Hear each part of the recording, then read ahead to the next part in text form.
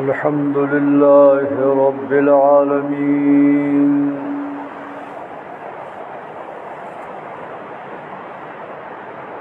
الحمد لله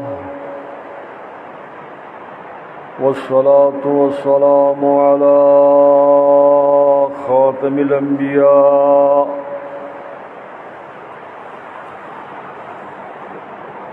وعلى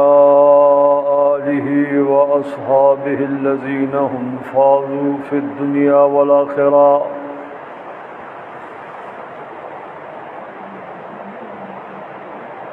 أما بعد فأعوذ بالله من الشيطان الرجيم بسم الله الرحمن الرحيم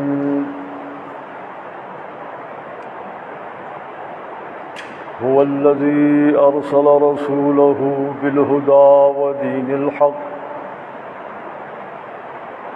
ليظهره على الدين كله وكفى بالله شهيدا وقال الله تبارك وتعالى هو الذي أرسل رسوله بالهدى ودين الحق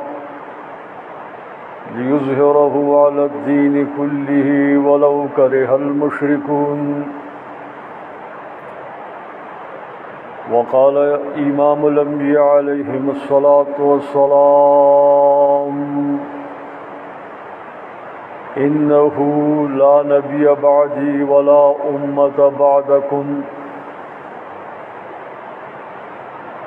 میرے انتہائی قابل قدر بزرگوں،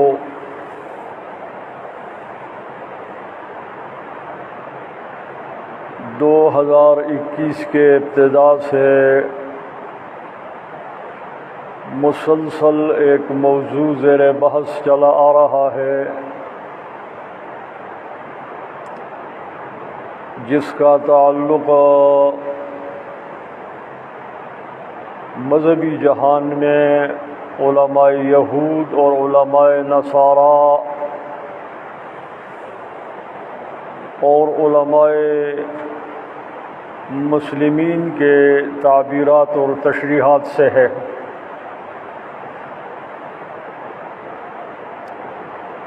بیسویں صدی میں علماء یہود و نصارہ نے جہاں مادی دنیا کے اوپر اپنے سائنسدانوں کو تسلط دیا اور کچھ رہنمائی بھی انہوں نے کی، وہاں انہوں نے 20ویں صدی میں دنیا کے مذاہب پر بھی قبضہ ڈالا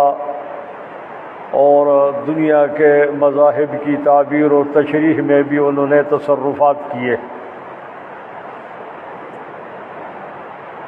ایک بڑا تصرف علماء یہود اور نصارہ نے دین اسلام میں یہ کیا کہ 20ویں صدی میں انہوں نے دین اسلام کے لیے ایک جدید ماڈل جو ہے وہ تیار کیا، اور صرف اس پر بس نہیں کیا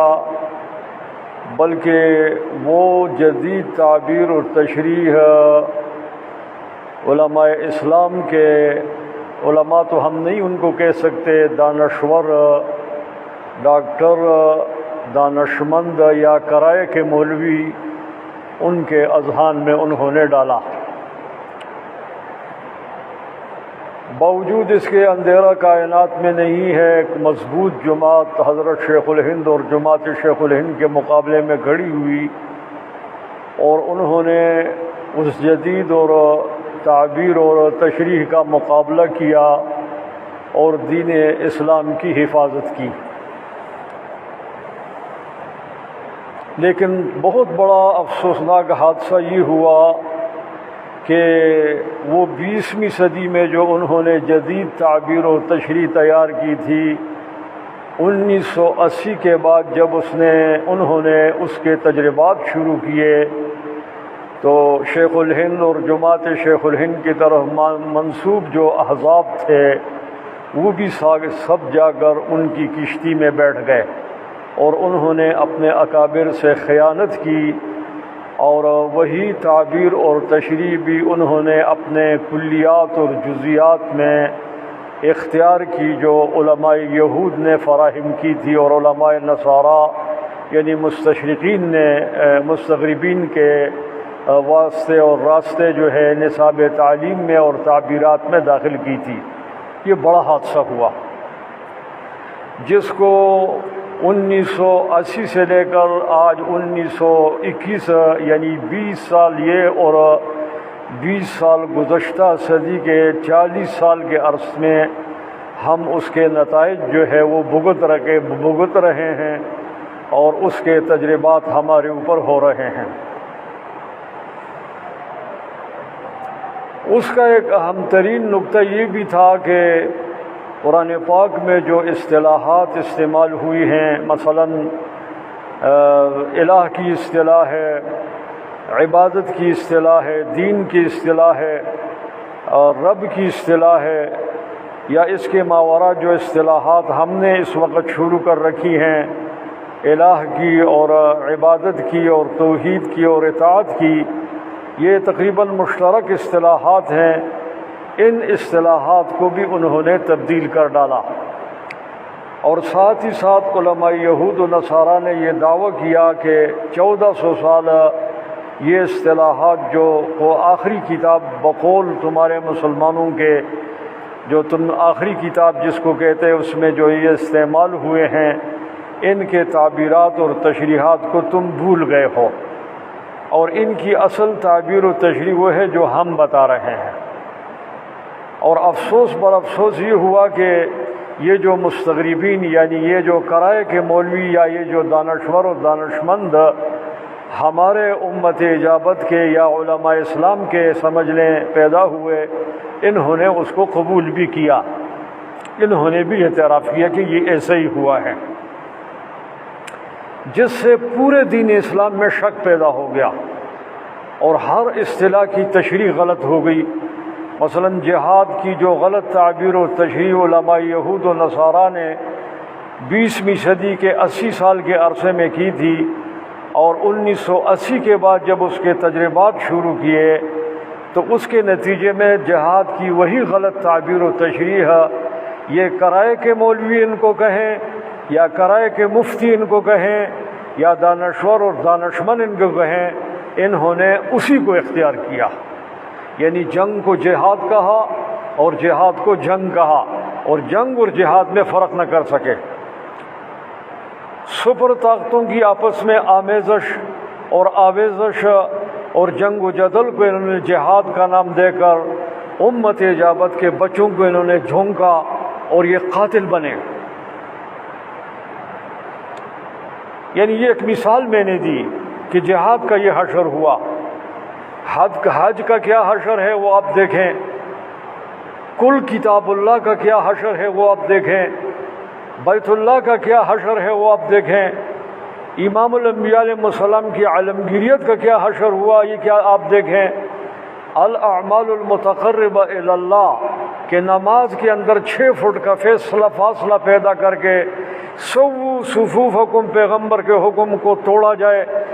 اس کے اندر یہ سب برابر کے شریک رہے، بلکہ بقول اس مشہور کے کہ پیران می پرند مریدان می پرانند، یہود و نصارہ کے علماء اتنے نہیں اڑے جتنے یہ کرائے کے مفتی اڑے ہیں اس میں، جتنا انہوں نے اس کے اندر زور لگایا ہے کہ یہ ہونا چاہیے،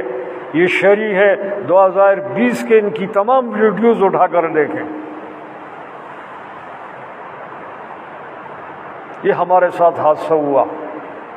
موضوع میرا یہ چل رہا ہے، لیکن اس بیچ میں کچھ ایسا حادثہ اور پیش آیا کہ جس کی وجہ سے اب یہ موضوع مجھے تھوڑا سا چھوڑنا پڑے گا۔ یہ جو موضوع مستشرقین اور مستغربین کے غلط تعبیرات کا اور غلط تشریحات کا اور پھر اس کے تجربات کا اور پھر اس کے نتائج کا، اور وہ جو اب ہم اس کا خمیازہ بھگت رہے ہیں، اور سب سے اہم بات اعاظم شاعر اللہ کا مقام، یہ اس دور کا سب سے بڑا فرض عینی مسئلہ ہے کہ ہم بیت اللہ کے مقام کو بتائیں اپنے امت کو کہ بیت اللہ کا مقام کیا ہے۔ ہم رسول اللہ کا مقام بتائیں کہ رسول اللہ کا مقام کیا ہے، ہم کتاب اللہ کا مقام بتائیں کہ کتاب اللہ کا مقام کیا ہے، ہم اعمال متقربہ الی اللہ کا مقام بتائیں کہ اس کا مقام کیا ہے۔ یہ اعاظم شاعر اللہ ہیں، اور اس کے ذیل میں جو شاعر اللہ ہیں، اصل موضوع تو ہمارے جمعوں کا بیانات کا اس وقت حال کا امر یہ ہے، لیکن باوجود اس کے ایسے بعض حالات اضطراری طور پر بیچ میں آ جاتے ہیں جن کا اوپر بحث کرنا یا جس کی رہنمائی شرعی انداز سے کرنا شریعت کے حوالے سے یہ ضروری ہے،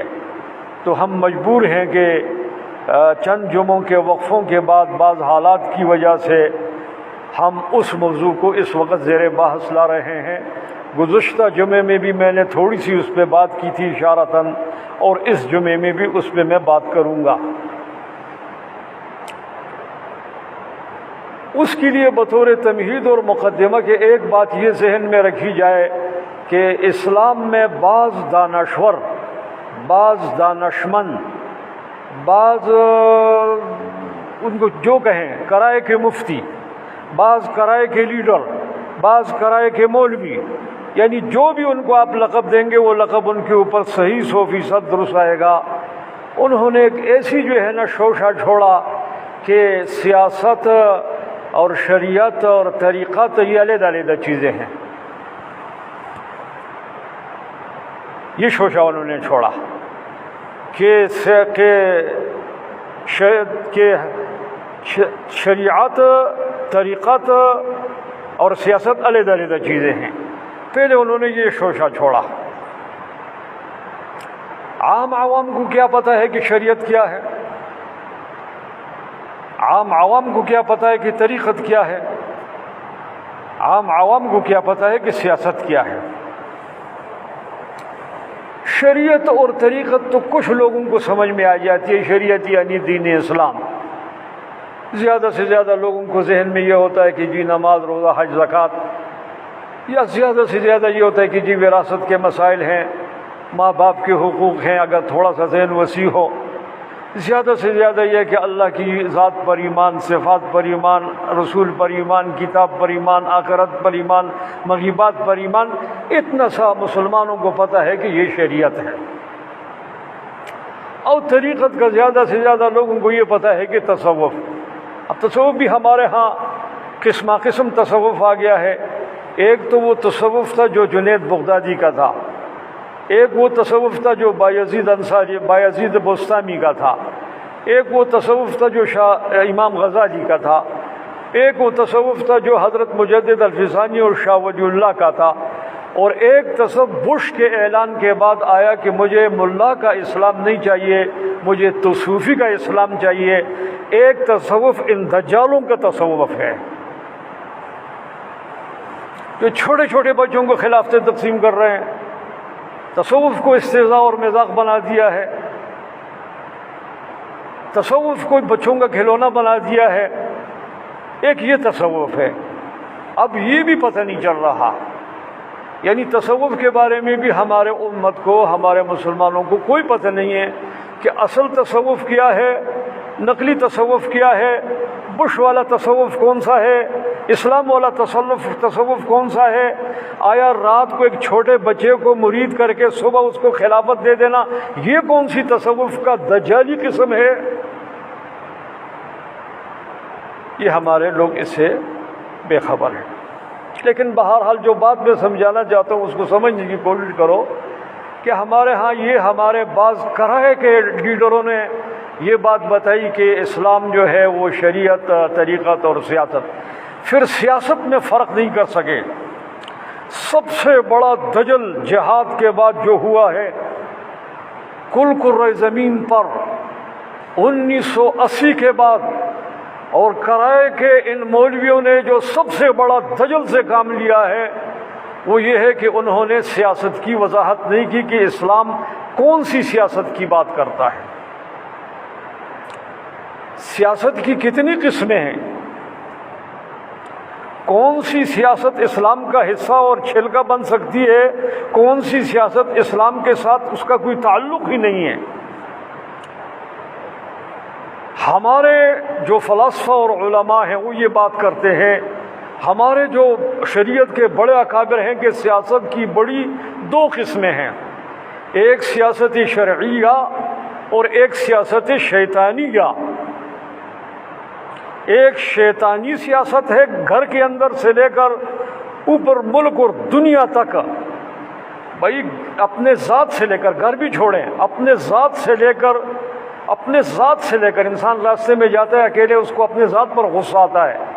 اپنے ذات کے سیاست سے لے کر بین الاقوامی دنیا کے سیاست تک ایک سیاست شیطانیہ ہے اور ایک سیاست جو ہے وہ شرعیہ ہے۔ سیاست رحمانیہ یا سیاست شرعیہ تو یہ ہے کہ انسان اپنے اندر غصہ اس کو آئے اور یک دم ولا حول ولا قوت الا باللہ پڑھے، جی کسی کے اوپر غصہ آ جائے، ماں پر آ جائے، باپ پر آ جائے، بھائی پر آ جائے، دوست پر آ جائے، کسی پر غصہ آ جائے، کسی بات کے اوپر آ جائے، راستے میں اکیلے جا رہا ہے، غصہ آ گیا اس کو، اس کے اوپر غصے میں جا رہا ہے۔ اب اس کی سیاست شرعیہ یہ ہے کہ یہ ولا حول ولا قوت الا باللہ پڑھے۔ پیغمبر نے اس کو علاج بتایا ہے کہ اس وقت تیرا نفس تجھے ابار رہا ہے انتقام پر، درندگی پر، ظلم پر، بربریت پر، اس وقت تجھے ولا حول ولا قوت الا باللہ پڑھنا چاہیے۔ اس وقت تیرے اندر جو شیطان تیرے خون میں دوڑ لگا رہا ہے وہ تجھے غلط رخ پہ لے جا رہا ہے، ولا حول ولا قوت الا باللہ پر چل۔ تو سیاست شرعیہ انسان کو جوڑتی ہے، گھر کے اندر جھگڑا ہو گیا، سیاست شرعیہ اس گھر کو جوڑتی ہے، محلے میں، قوم میں، خاندان میں جھگڑا ہو گیا، سیاست شرعیہ اس خاندان اور قوم کو جوڑتی ہے، ملک کے اندر اقوام میں جھگڑا ہو گیا، خاندانوں میں جھگڑا ہو گیا، سیاست شرعیہ ان کو آپس میں جوڑتی ہے، دنیا میں جھگڑا ہو گیا، انسانی بنیاد پر انسانیت کو آپس میں جوڑنا، یہ سیاست شرعیہ ہے۔ اور سیاست کی طرف تعریف منصبی امامت میں ہمارے حکماء نے کی ہے کہ ایک راعی کا اپنے رعایت کے ساتھ اس طرح کا معاملہ کرنا کہ ان کی دنیا بھی خوبصورت بن جائے اور آخرت بھی خوبصورت بن جائے، یہ سیاست شرعیہ ہے۔ اور سیاست شیطانیہ یہ ہے کہ انسان کے اندر جب بخار اٹھا کسی کے خلاف وہ مزید اس کو بڑھاتا ہے، اس کو کوئی شیطان ملا اور اس نے ایک اور بات بڑھا دی کہ تم اتنے کی گھٹیا بن گئے ہو، دو جواب، یہ اور گرم ہو جائے اور گھر کے اندر جھگڑا پیدا کر دے، خاندان میں جھگڑا پیدا کر دے، محلے میں جھگڑا پیدا کر دے، ملک کے اندر جھگڑے پیدا کر دے، اصحاب اقتدار و اصحاب کیا کہتے ہیں یہ نیچے جو دوسرے ہیں کیا نام ہے ان کا، ان کے درمیان میں جھگڑا پیدا کر دے اور دنیا میں اقوام میں جھگڑا پیدا کر دے، یہ سیاست شیطانیہ ہے۔ سیاست شیطانیہ کا اسلام سے کوئی تعلق نہیں ہے، لیکن ہمارا کرائے کا مولوی وہ قوم کو اس بات بتانے میں بالکل غافل رہا اور اس نے دجل سے کام لیا، اس نے سیاست شرعیہ کو سیاست شیطانیہ میں تبدیل کیا اور سیاست شیطانیہ کو سیاست شرعیہ میں تبدیل کیا۔ گھر گھر میں جھگڑا، ہر آدمی کے اپنے ذات میں جھگڑا، خاوند بیوی کا جھگڑا، محلے میں جھگڑا، خاندانوں میں جھگڑا، صاحب اقتدار اور نیچے جن کو اقتدار نہیں ملا ان میں جھگڑا، اقوام میں جھگڑے، مالدار اور غریب میں جھگڑے، ہر طرف جھگڑوں کا ایک نظام، یہ سیاست شیطانیہ ہے۔ اس سیاست کا اسلام سے کسی قسم کا کوئی تعلق نہیں ہے، خواہ اس کے اوپر جمہوریت کا سٹیکر لگا ہو، خواہ اس کے اوپر ملوکیت کا سٹیکر لگا ہو، خواہ اس کے اوپر آمیریت کا سٹیکر لگا ہو، خواہ اس کے اوپر کسی اور نجس قسم کے پلید قسم کا سٹیکر لگا ہو، وہ سیاست شیطانیہ ہے، وہ سیاست شرعیہ رحمانیہ نہیں ہے۔ ہم ایک حد میں اوپر جا کر عباسی اپنے عباس کے اولاد ہونے میں اکٹھے ہوتے ہیں، آوان اپنے آوان بزرگ ہونے میں اکٹھے ہوتے ہیں، لیکن تھوڑا سا اوپر چلے جاؤ ایک اور بابا میں یہ سارے جمع ہوتے ہیں، اوپر چلے جاؤ ہم نوح میں جمع ہو جاتے ہیں، اوپر چلے جاؤ ہم بابا آدم میں سب ایک باپ کی اولاد بن جاتے ہیں۔ جھگڑا کس بات کا ہے؟ فساد کس بات کی ہے؟ خاندانزم کس بات کا ہے؟ قومیت پرستی کس بنیاد پر ہے؟ یہ سب دھوکہ اور یہ سب افتراق ہے۔ اس لیے ایک تو سب سے بڑا جرم جو اس وقت ہوا وہ یہ ہوا ہے کہ سیاست شرعیہ اور سیاست شیطانیہ میں فرق نہیں کیا گیا۔ یہ فرق آپ ذہن میں رکھیں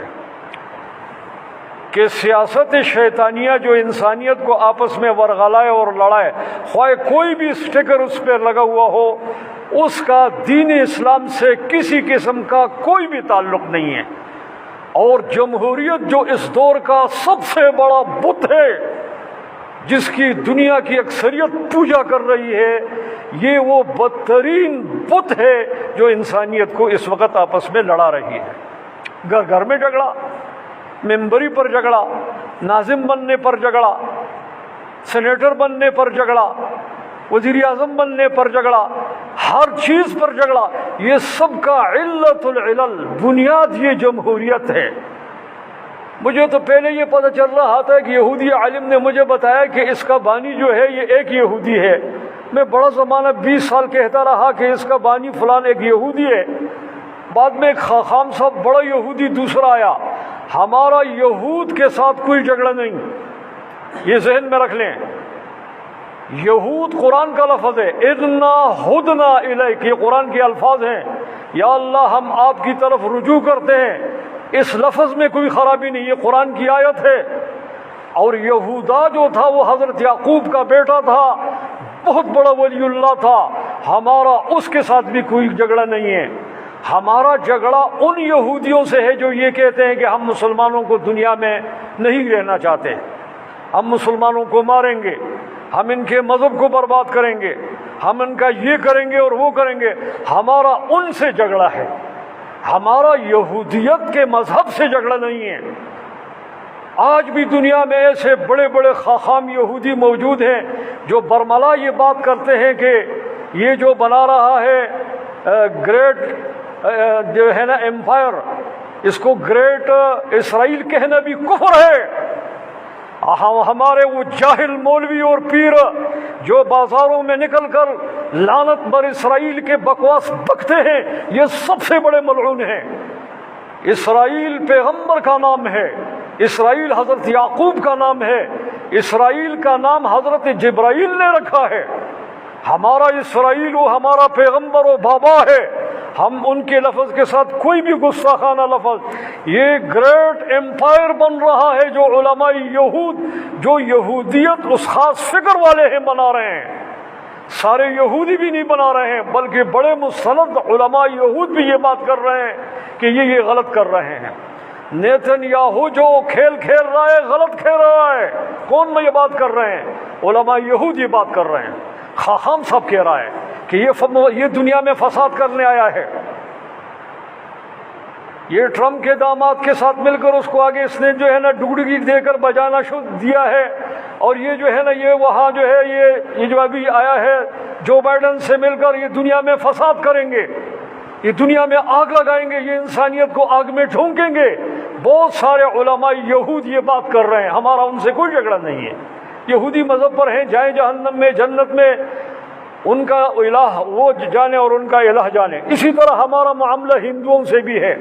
ہمارا ہندو مذہب سے کوئی جھگڑا نہیں ہے۔ ہندوؤں کا جو بڑا تھا وہ پیغمبر تھا، ولی تھا، جو بھی تھا، ہمارا ہندو مذہب سے کوئی جھگڑا نہیں ہے۔ اگر ہمارا ہندو مذہب سے جھگڑا ہو تو سب سے پہلے یہ ہندو ہمارے یہاں بڑگرام میں رہتے ہیں، ہمارے ہندو سندھ میں رہتے ہیں، ہمارے یہاں سکھ ہمارے ابتاباد میں رہتے ہیں، پشاور میں رہتے ہیں۔ ہمارا ملک کے اندر ایک بڑی تعداد ہندوؤں کی ہے، تو سب سے پہلے تو ان کے ساتھ ہماری دشمنی ہو، یہ غلط بات ہے۔ ہمارا ہندوازم سے کوئی دشمنی نہیں ہے، ہماری دشمنی انڈیا سے ہے، بھارت سے ہے، اس طبقے سے ہے جو اپنے آپ کو انڈیا اور بھارت کا کہہ کر تلا ہوا ہے۔ آج سے 100 سال پہلے جو تقسیم ہوئی اور تقسیم کی بنیاد پر ہمارے اور ان کے درمیان جو دشمنی فرنگیوں نے ڈالی، اور انڈیا اب تلا ہوا ہے کہ میں پاکستان کو کسی طرح صفحہ ہستی سے مٹاؤں، پاکستان کو کس طرح اس کی بنیادیں اکھیڑوں۔ بھارت اس پہ تلا ہوا ہے، ہمارا جھگڑا ان کے ساتھ ہے۔ ہندو مذہب سے ہمارا، اس لیے ہندو مذہب کے جو شعائر ہیں، یعنی ان کی جو علامتیں ہیں، گائے کی پوجا کرتے ہیں، جو بھی کرتے ہیں، بت کی کرتے ہیں، ہمیں حق حاصل نہیں کہ ہم ان کو برا بلا کہیں، یا جن کی وہ پوجا کرتے ہیں ان کو ہم برا بلا کہیں۔ ہمارے قرآن نے صاف کہا ہے وَلَا تَسُبُّوا الَّذِينَ يَدْعُونَ مِن دُونِ اللَّهِ، اللہ کے ماں سوا جو غیروں کو پکارتے ہیں ان کو گالیاں مت نکالو۔ ہم مسلمان ہیں یا ہم کرائے کے مولوی ہیں، یا یہود و نصارہ نے جو ہمیں غلط انجیکشن لگائے ہیں استشراق کے، ہم ان کے استغرابی بن کر ان کے آگے جو ہے نا ان کی ڈگڈگیاں بجاتے ہیں۔ ہمارا اپنا مذہب ہے، چین والا بت مت ہے، ہمارا اس سے بت مت ہونے کے حساب سے کوئی جھگڑا نہیں۔ اللہ کی مخلوق ہے، جہنم بھی جاتی یہ جائے، اللہ ان کو جنت میں لے جائے، ہمیں کوئی اعتراض نہیں۔ مذہب کے حوالے سے ہمیں اس کا حق حاصل نہیں ہے کہ ہم اٹھے اور ہم بت مت کو گالیاں نکالنے شروع کر دیں۔ قرآن کی یہ آیت وَلَا تَسُبُّوا الَّذِينَ يَدْعُونَ مِن دُونِ اللَّهِ، صاف یہ حکم ہے اللہ کا کہ کسی بت مت والے کو اس کے الہ کی گالی مت دو، وہ جہالت میں تمہارے الہ کو گالی دے گا، اس طرح تم کافر و مرتد بنو گے۔ انسانیت کا ایک طریقہ ہے بھائی،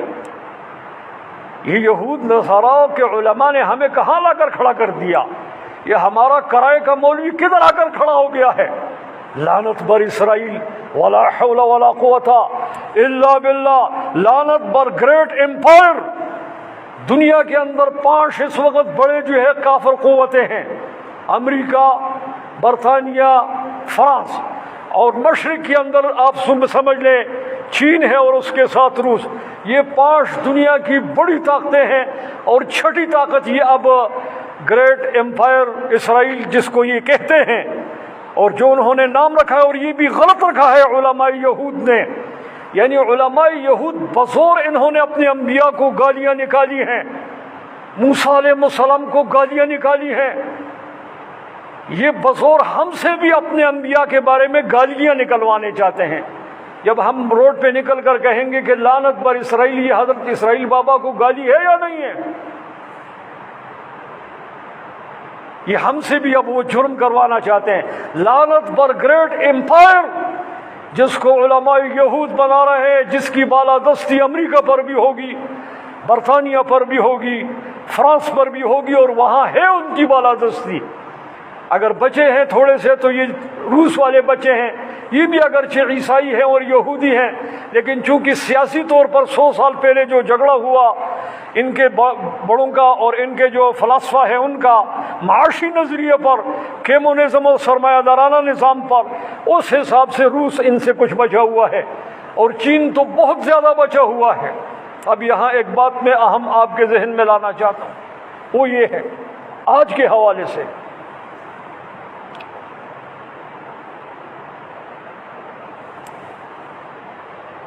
کہ یہاں مغرب 40 سال پہلے داخل ہوا۔ مغرب،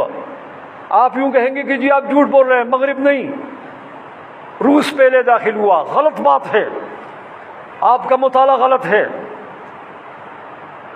آپ سمجھتے نہیں ہیں بات کو۔ سب سے پہلے کابل کی یونیورسٹیوں میں آج سے 40 سال پہلے جو غنڈے امریکہ نے پیدا کیے تھے روس کے خلاف، وہ مغربی تھے۔ ایک ایک کا نام لے سکتا ہوں۔ آج سے 40 سال پہلے جو غنڈے، جس طرح کے غنڈے آج امریکہ سنکیانگ کے لیے پیدا کر رہا ہے واخان کے اندر بیٹھ کر، اسی طرح کے غنڈے آج سے 40 سال پہلے کابل کی یونیورسٹیوں میں امریکہ نے پہلے پیدا کیے ہیں۔ ایک ایک کا نام بتا سکتا ہوں، فلانا فلانے دا پتر، فلانا فلانے دا کزن، فلانا فلانی قوم دا، ببرک فلانے دا پتر، نجیب اللہ فلانے دا پتر، نور محمد فلانے کا پتر، ایک ایک کو بتا سکتا ہوں۔ یہ لوگ تو تھے مشرق اس والے رشین والے، لیکن اس کے مقابلے میں گلبدین فلانے کا پتر، سیاف فلانے کا پتر،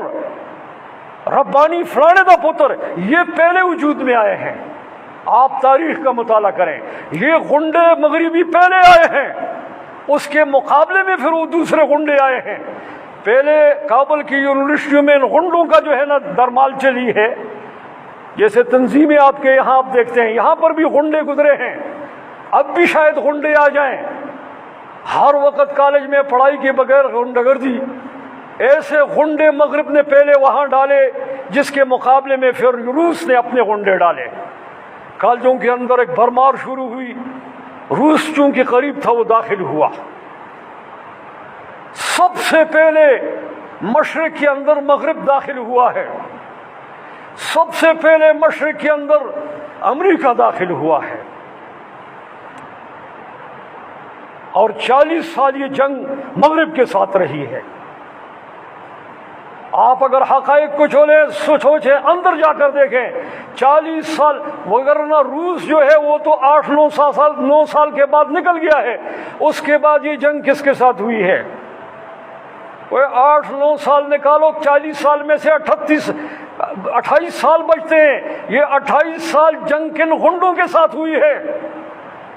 کن مشرقیوں کے، کن مغربی ایجنٹوں کے ساتھ ہوئی ہے؟ آج بھی وہ غنڈے کابل میں بیٹھے ہیں، وہی غنڈے جو کل اپنے آپ کو مشرقی کہتے تھے، رشین کہتے تھے، وہی غنڈے آج وہی کابل میں مغرب کے بغل میں بیٹھے ہوئے ہیں۔ اور جب تک یہ غنڈے موجود ہیں اس خطے کے حالات ٹھیک نہیں ہوں گے۔ اور اب فیصلہ خطرناک ہے، اب ماں سوائے اس کے کہ ہلمند اور قندھار میں بم پھٹیں، کابل میں بم پھٹیں، اب یہ بم جو ہے ماوراء النہر، تاجکستان، ازبکستان اور ترکمانستان سے لے کر گنگا اور جمنا تک کا پروگرام ہے جو بائیڈن کا، مغرب کا، فرانس، امریکہ، برطانیہ کا۔ اور اس کے مقابلے میں وہ جو غیر حربی کافر ہے،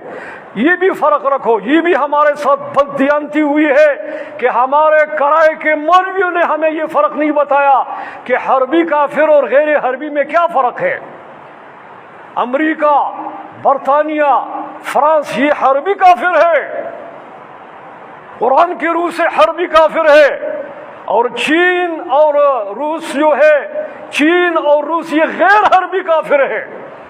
اور قرآن صاف بتاتا ہے کہ حربی کافر کا حکم اور ہے اور غیر حربی کافر کا حکم اور ہے۔ ہماری جنگ حربی کافر کے ساتھ ہے، غیر حربی کے ساتھ ہماری کوئی جنگ نہیں۔ چائنا کے ساتھ ہمارا مذہبی کوئی جنگی معاملہ نہیں۔ اپنی شیطانی سیاست کو اپنے پاس رکھو، ہم شرعی مسئلہ بتاتے ہیں، ہم قرآن کے چوکیدار ہونے کے دعویدار ہیں،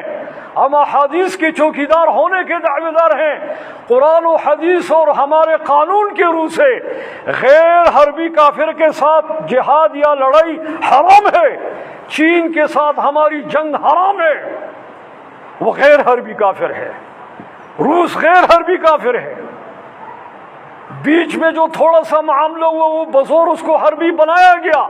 وہ بھی 7-8 سال یا 6 سال آنے کے بعد واپس ہوا۔ حربی کافر مغرب ہے۔ اس وقت پوری دنیا 2 کھیپوں میں تقسیم ہے، مشرق اور مغرب۔ مغربی کھیپ حربیوں کی ہے جس کی کمان براہ راست امریکہ، روس اور امریکہ اور فرانس اور برطانیہ کر رہا ہے، اور اس کے اوپر ہاتھ وہی گریٹ ایمپائر اسرائیل علماء یہود کا ہے، اور ایک ہمارا یہ مشرق رہ جاتا ہے جس میں ایک طرف چین ہے اور ایک طرف روس ہے۔ اب چین تو خاموش ہے کیونکہ اس دماغ کے حساب سے ذرا ٹھنڈا ہے،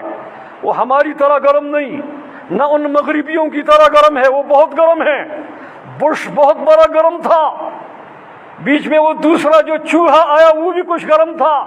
اس کے بعد وہ جو ایکٹر آیا تھا اس میں کچھ انسانیت تھی، اور اس کے بعد یہ جو شیطان آیا ہے یہ دنیا کا بدترین شیطان ہے، یہ جو بائیڈن، یہ اب اس پورے خطے کو آگ میں دھکیلنا چاہتا ہے۔ پورے خطے کو یہ تنور بنانا چاہتا ہے۔ انہوں نے یہ فیصلہ کیا ہے۔ ایک طرف مشرق وسطیٰ میں انہوں نے آگ جلائی، عراق کا کیا کیا، لیبیا کا کیا کیا، یمن کا کیا کر رہے ہیں، ایران کو حوصلہ دیا، ایران کی ولایت فقیہ فرانس کی لیبارٹریوں میں تیار ہوئی، ایران کو کہا تمہاری ضرورت ہے، تمہاری وجہ سے ہم عربوں کو اپنے نیچے رون دیں گے، جو عرب سر اٹھائے گا سب سے پہلے تیرا کوڑا اس کے سر پہ پڑے گا۔ ترکیہ کے بارے میں کہا کہ تم یہ اور تم تو ہمارے ازلی ایجنٹ ہو، پوری دنیا میں تم نے ہمارے لیے کام کیے، تمہارا امام قرضاوی دنیا کا سب سے بڑا عنکبوت اور سب سے بڑا وہ عنکبوت زادوں کا بابا ہے، دنیا کی تباہی تم نے کی ہے، تمہیں تو ہم ایک ٹائم پہ آ کر ختم کریں گے جیسے ہم کیا کرتے ہیں کہ 10-11 سال ایک آدمی سے کام لے کر اس کو ہم ہوا میں اڑاتے ہیں، تمہیں بھی ہم تم سے کام لینے کے بعد 2023 سے پہلے اڑائیں گے، تمہارا بھی ہم کچھومر نکالیں گے، تمہارا وجود ختم ہوگا۔ اس لیے اس وقت دو ہی باتیں ہیں کہ یا تو ہم سب مل کر، کیا ہم مغربی اور کیا ہم مشرقی، اب اتنی بات تو آپ سمجھتے ہو، ہر بات کو اتنا ننگا بھی نہیں کرنا چاہیے، کیا ہم مغرب زدہ اور کیا ہم مشرقی، یا تو ہم مل کر فیصلہ کر کے سب مغربی بن جائیں، سب اپنے اندر وہ ویکسین جو ہے وہ امریکہ کی چڑھا کر امریکہ چلے جائیں، یا اس خطے میں امریکہ کو بلا کر اس کو اپنے سر بٹھا دیں، تو پھر ذرا بچت ہوگی ایک بات، اور یا ان مغربیوں کو کہہ دیں کہ تمہاری حیثیت یہاں زیادہ سے زیادہ 20% ہے، تم مہربانی کرو، ہم مشرقی ویسے یتیم رونے کا عادی ہے، ہمیں یہاں رہنے دو، تم ویکسین چڑھاؤ اور مغرب چلے جاؤ، اور اپنے ان مغربی آقاؤں کو بھی کہہ دو کہ یہ بھی تمہارے ساتھ چلے جائیں، ہمیں یہاں رہنے دو، ہم چین کی اللہ پر اعتماد کر کے چین کا سہارا لیتے ہیں، ہم اللہ پر اعتماد کر کے چین کو بطور اسباب کے اپنے ساتھ معاہد بناتے ہیں، یا اس کے دامن میں چھپتے ہیں، یا روس میں، یا جو بھی ہماری مرضی ہے ہم کرتے ہیں، ہمیں آرام سے چھوڑو، تو پھر بھی بچت ہوگی، یہ باتیں یاد رکھو، پھر بھی کچھ بچت ہوگی۔ اور اگر ہم ڈبل گیم کھیلیں جیسے ابھی تک ہم ڈبل گیم کھیلتے رہے کہ مغرب بھی آ کر یہاں بیٹھے اور چین کے ساتھ بھی معاہدات ہوں اور چین بھی ہماری اوپر چھتری رکھے، اور یہ کہ مغرب بھی یہاں آ کر بیٹھے اور چین کے ساتھ خیانتیں ہوں اور غیر حربی ہوتے ہوئے اس کے ساتھ معاہدات کو توڑا جائے، اس کا انجام برا ہوگا۔ پھر یہ کابل صرف کابل بارود کا اڈا نہیں بنے گا، پھر تاجکستان سے لے کر اقصائے ہند تک یہ پورا بارود کا اڈا بنے گا، پھر مشکلات ہیں اور انتہائی مشکلات ہیں، اور ہمیں ڈر ہے کہ جس عذاب کی ہم نشاندہی کرتے آ رہے ہیں وہ عذاب شاید ہمارے سر پہ آن پہنچا ہے، یہ بات آپ کے علم میں ہو۔ آج اگر 5-6 خبیث میں نام لے کر ان کے باپ کے بتا سکتا ہوں کابل سے نکل جائیں، کرزئی اشرف غنی نہیں، یہ جو وظیفہ خور طالبان ہیں ان کی بات بھی نہیں کرتا، 5-6 جو وہاں مغربی مہرے بیٹھے ہیں، سیاف سب سے بڑا مہرہ، اور اس کے ساتھ جو دیگر مغربی ایجنٹ یہاں بیٹھے ہیں، یہ اگر آج کابل سے نکل جائیں کابل آرام ہو جائے گا۔ جب تک ایسے شیاطین، جب تک ایسے خبیث الفطرت، جب تک ایسے مذہبی ایجنٹ مغرب کے مشرق کے اندر موجود ہیں، یہاں آرامی نہیں ہوں گی۔ اور ان لوگوں نے مولویوں کو کرائے کا مولوی بنایا ہے، 1980 کے بعد مولویوں کی منڈیاں لگی ہیں، یہ مولوی 2 ٹکے پر بکتا ہے، یہ مولوی 10 لاکھ پر بکتا ہے، یہ مولوی کی قیمت 10 کروڑ ہے، اس مولوی کو صرف چائے کے کپ پر آپ خرید سکتے ہو۔ یہاں مولویوں کی منڈیاں انہی ایجنٹ بدماشوں نے لگائی ہیں، جن کا باپ اور جد امجد جو ہے وہ وہاں دوحہ کے اندر اس کی موت بھی نہیں آ رہی، 100 سال اس کی زندگی ہے۔ اللہ نے ہمارے کہتے ہیں شامت اعمال ما صورت نادر گرفتہ، شامت اعمال ما صورت قرضاوی کا رفتہ، ہماری شامت اعمال یہ کہ اس کے اوپر کرونا بھی نہیں آ رہا، وہ فساد کو مکمل کر کے مرے گا، وہ دجال اکبر کا استاد، وہ ترکیہ کو ڈبو کر مرے گا، وہ پورے بر صغیر کے اینٹ سے اینٹ بجا کر مرے گا۔ جب تک یہ شیاطین یہاں، دو ہی باتیں ہیں کہ یا ہم اعلان کریں کہ ہم اپنے ہمسایوں کے ساتھ ہیں، ہمارا ہمسایہ چین غیر حربی ہے، ہمارے اس کے ساتھ معاہدات ہیں، اور اس کے ساتھ معاہدات شکنی قرآن کے خلاف ہے اور ہمسایہ گیری کے خلاف ہے، مروت کے خلاف ہے، عقل کے خلاف ہے، شریعت کے خلاف ہے۔ اور جو مغرب کے پاسدار ہیں یہاں، وہ برائے مہربانی مغربی ویکسین لگا کر وہ یہاں سے تشریف لے جائے، اگر یہاں تنور گرم نہیں کرنا چاہتے، وگرنہ ایک منی گریٹ ایمپائر یہاں کشمیر میں بھی بن رہا ہے، جس کے اوپر سب سے اونچی چادر جو ہوگی وہ سکھوں کی اور قادیانیوں کی ہوگی، اور اس کے نیچے امریکن جو ہے وہ محفوظ بیٹھ جائیں گے، اور پھر یہاں سے بلیک واٹر کے وہ تمام مشرق اور مغرب کی طرف پیش قدمیاں ہوں گی، اور یہاں بارود کے اڑے بنیں گے، تباہی اور بربادی ہوگی، بھاگنے کا راستہ بھی نہیں ملے گا۔ این ممکن ہے چین ہمارا دوست ہے، چین ہمارا بالادست اور چھتری ہے، چین غیر حربی کافر ہے، چین بہت صبر والا ہے،